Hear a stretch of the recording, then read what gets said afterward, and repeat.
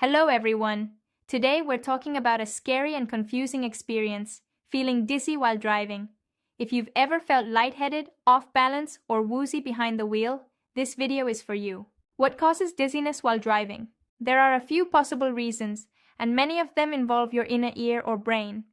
Some common causes include motion sensitivity.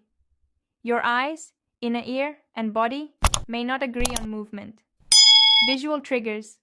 Fast-moving scenery or flickering sunlight through trees can confuse your brain.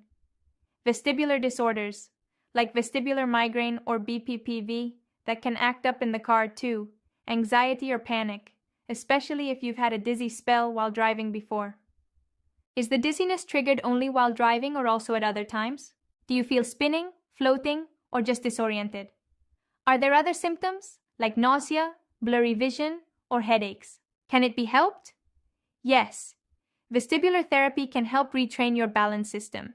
Simple strategies like keeping your eyes on the road ahead, avoiding glare, and reducing stress can also make a big difference. If you want to dive deeper, there's a helpful book titled Doc I'm Dizzy.